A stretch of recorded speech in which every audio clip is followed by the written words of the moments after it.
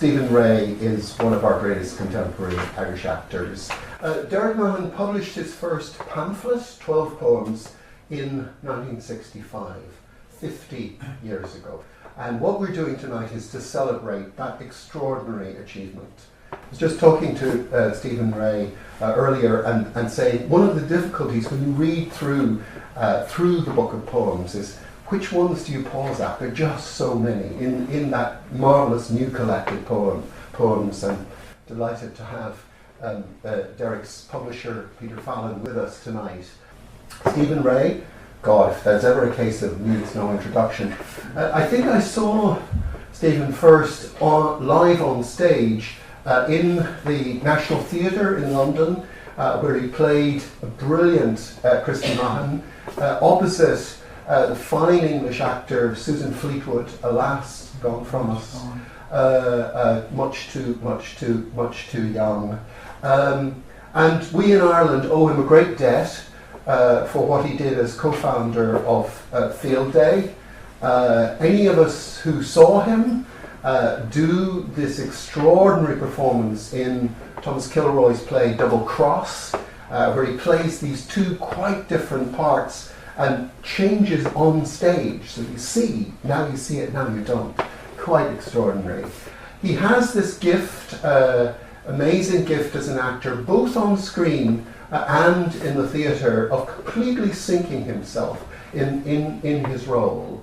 I just think offhand of, for instance, his part as the kind of uptight English husband in The End of the Affair, as the appalling drunken musician father in The Butcher Boy. The Butcher Boy, I think, Neil Jordan's film, one of the few great films made of a great novel. You don't get many of those, but that's one of them.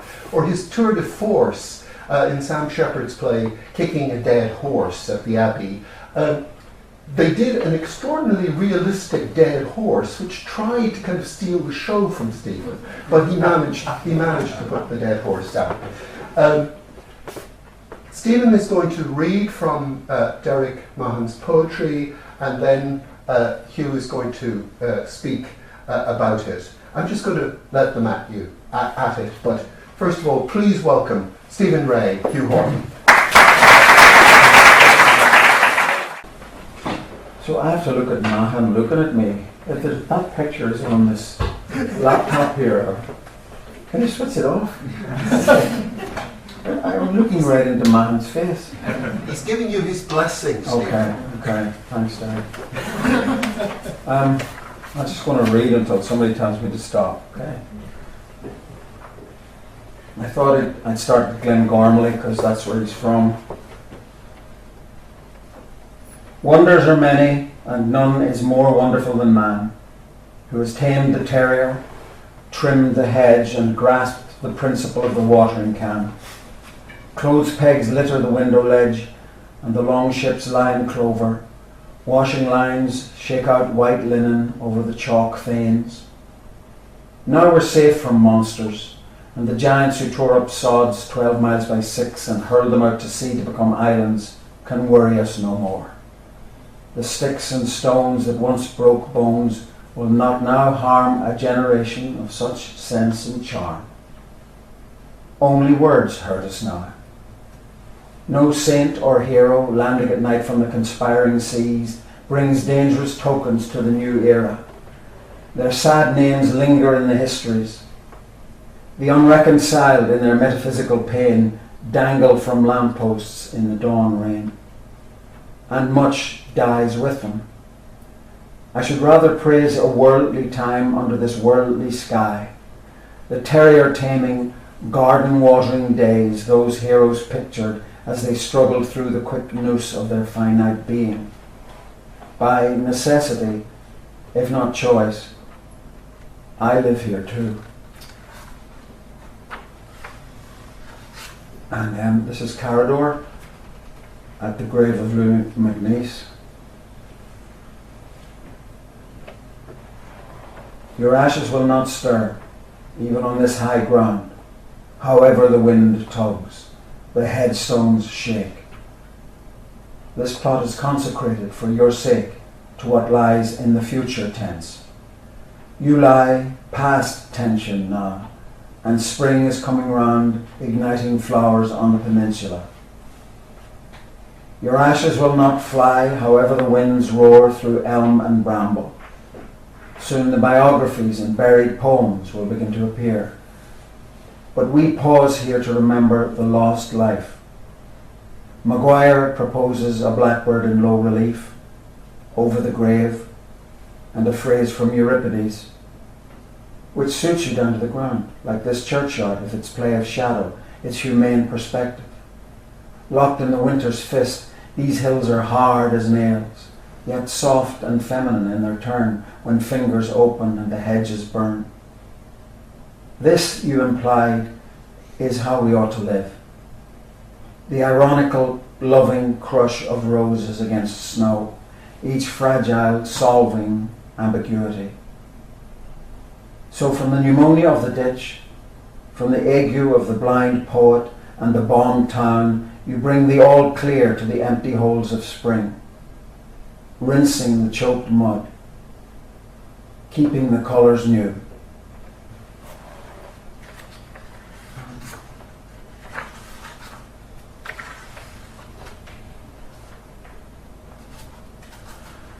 This is Exit Malloy.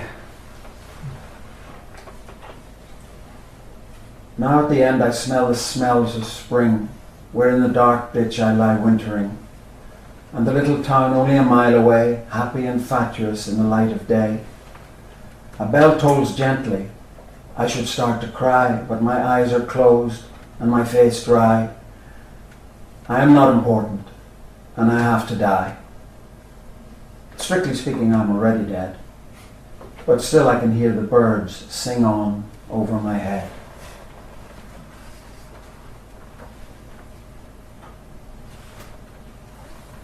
After the Titanic, they said I got away in a boat and humbled me at the inquiry. I tell you, as I sank as far that night as any hero. I'm going to start again. They said I got away in a boat and humbled me at the inquiry. I tell you, I sank as far that night as any hero. As I sat shivering on the dark water, I turned to ice to hear my costly life go thundering down in a pandemonium of prams, pianos, sideboards, winches, boilers bursting, and shredded ragtime. Now I hide in a lonely house behind the sea, where the tide leaves broken toys and hat boxes silently at my door. The showers of April, flowers of May mean nothing to me, nor the late light of June, when my gardener describes to strangers how the old man stays in bed on seaward mornings after nights of wind, takes his morphine and will see no one. Then it is I drown again with all those dim, lost faces I never understood. My poor soul screams out in the starlight. Heart breaks loose and rolls down like a stone. Include me in your lamentations.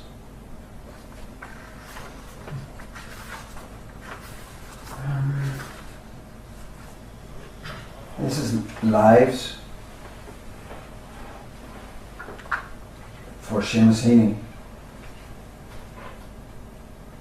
First time out I was a torque of gold and wept tears of the sun. That was fun. But they buried me in the earth 2,000 years till a labourer turned me up with a pick in 1854. Once I was an oar, but stuck in the shore to mark the place of a grave when the lost ship sailed away. I thought of Ithaca, but soon decayed.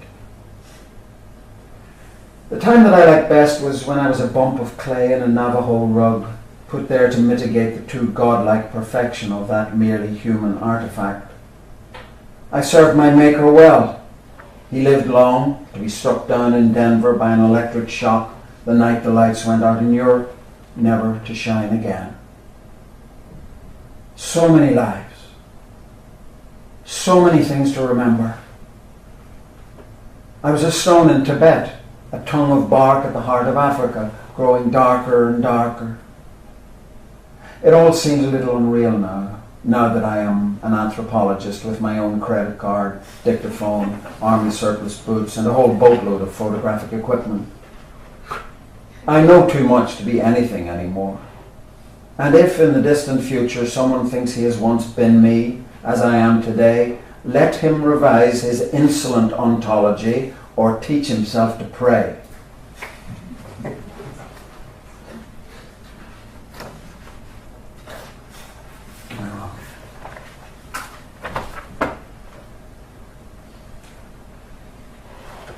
A disused shed in County Wexford. Let them not forget us, the weak souls, among the asphodels.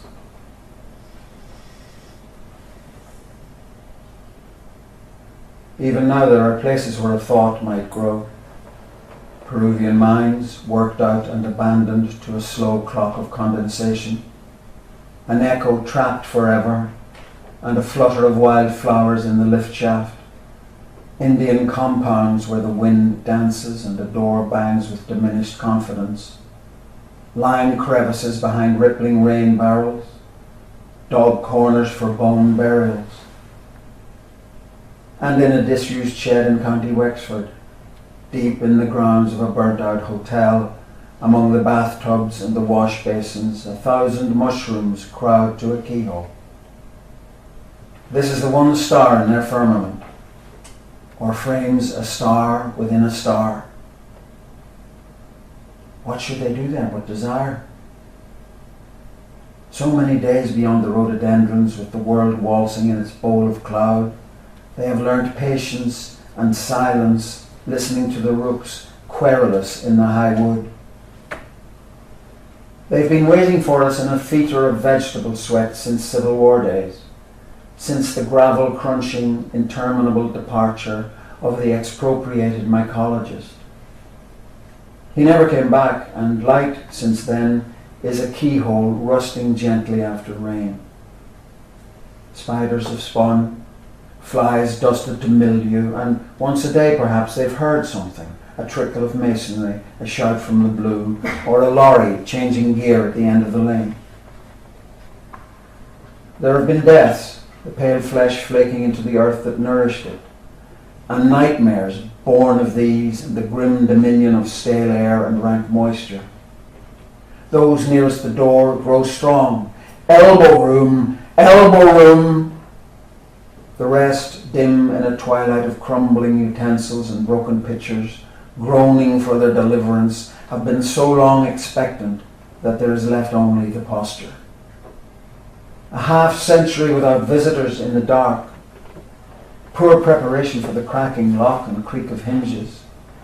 Magi, moon men, powdery prisoners of the old regime, web-throated, stalked like triffids, racked by drought and insomnia.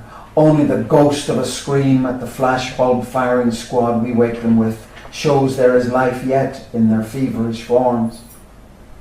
Grown beyond nature now, soft food for worms, they lift frail heads in gravity and good faith. They are begging us, you see, in their wordless way, to do something, to speak on their behalf, or at least not to close the door again. Lost people of Treblinka and Pompeii, save us, they seem to say. Let the God not abandon us who have come so far in darkness and in pain. We too had our lives to live. You, with your light meter and relaxed itinerary, let not our naive labours have been in vain.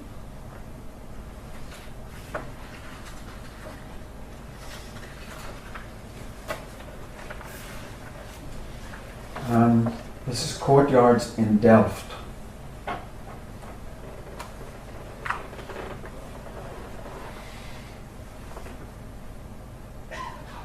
Oblique light on the trite, on brick and tile, immaculate masonry, and everywhere that water tap, that broom and wooden pail to keep it so.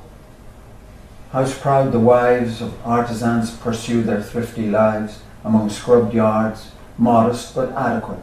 Foliage is sparse and clings. No breeze ruffles the trim composure of those trees.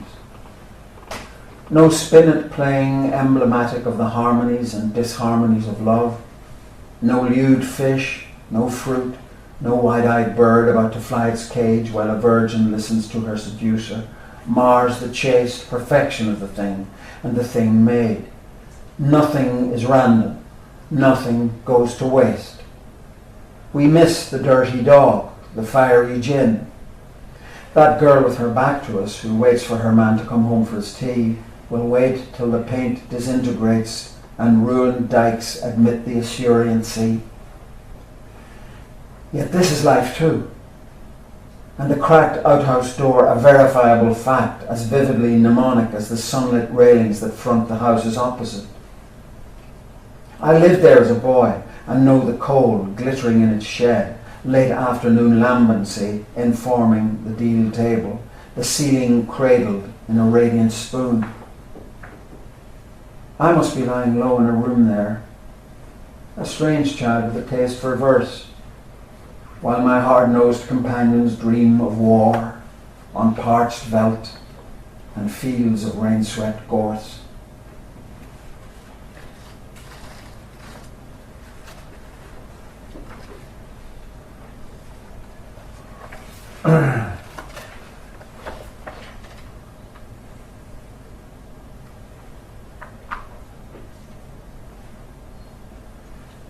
The Globe in Carolina.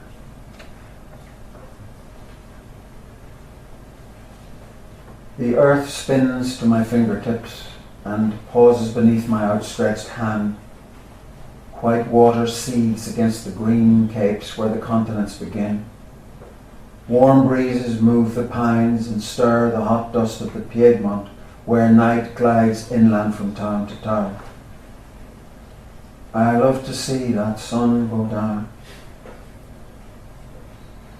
It sets in a coniferous haze beyond Georgia while the Anglepoise rears like a moon to shed its savage radiance on the desolate page, on Dvorak's sleeves and Audubon bird prints.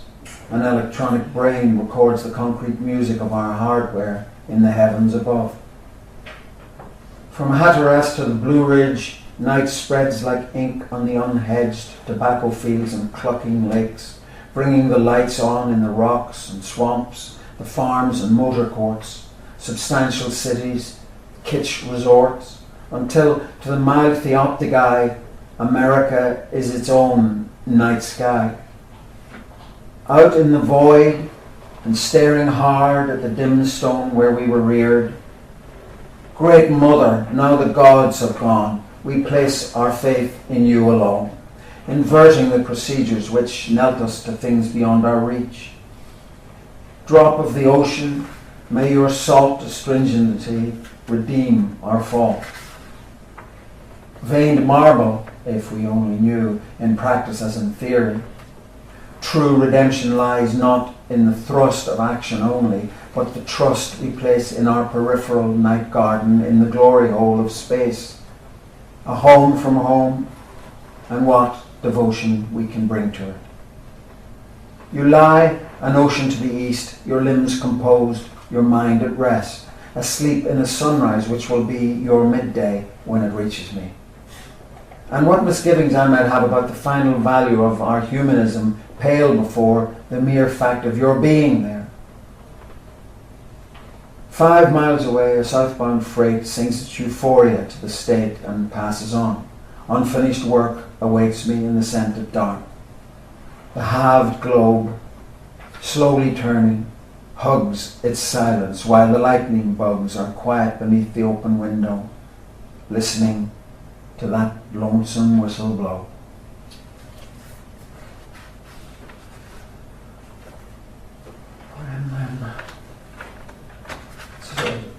Will I stop? Or maybe enough? No. Sorry, I'm not looking for.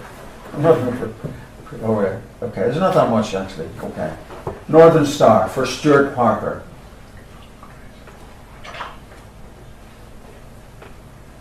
Ancestral voices bicker. Ghosts wrestle and dance. Indignant hosts of all persuasions dander down to throng the lanes of Antrim down. Burnished pikes unsheathed from thatch, sabre and flintlock quick to catch, Still the inspired conspirators make history in Kelly's cellars or at McGart's fort on Cave Hill.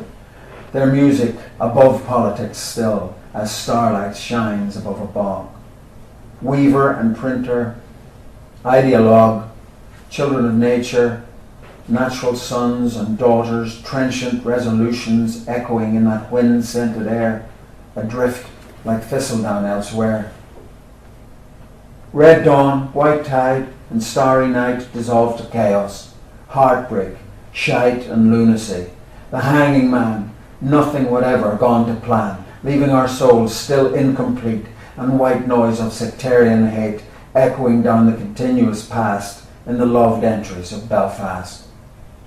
Wee corner shops we used to know, close-knit communities, the flow of generational energy, streams of consciousness, rain traffic dreams, the summer bus from glen to glen, a common enough existence then, or nearly, till the story broke and the whole place went up in smoke.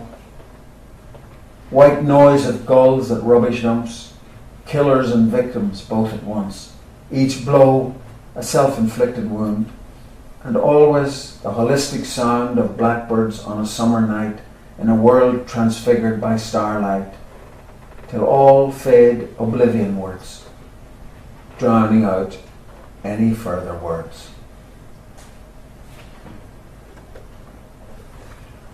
Nearly, this is the last one.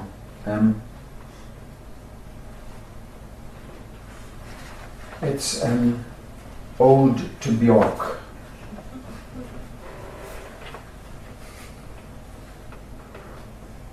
Dark bird of ice, dark swan of snow, your bright gamine teardrop Inuit eyes peep from a magazine as if to say, fuck off and get my new release. You don't know me. I am the dark swan of ice and secrecy, the seagull, the unringed plover, not something to tame and stroke. Ever since spit and snot, aeroplane and anchor song, your aim has been to knock aside the expectations of corporate brainwash rock. Headphones and cover me. I listen to your voice, a lonely bird that pipes from quickly thawing ice, a bad child acting out behind the electronics, a mad flirt and shout beyond the audio mix. No doubt you'd like to get an open car, a megaphone, and tell the world like Garbo, I want to be alone. Here in the confused stink of global warming, what you really want, I think, is not spit and snot, but mystery and mystique, the hidden places where the wild things are and no one can track you to your lair. Sea levels rising annually, glaciers sliding fast, species extinct, the far north negotiable at last. Anyhow, you're not playing to us, are you, but to the white light and corrugated iron roofs of the Arctic night. Up there, where silence falls, and there is no more land, your scared, scary voice calls to the great waste beyond.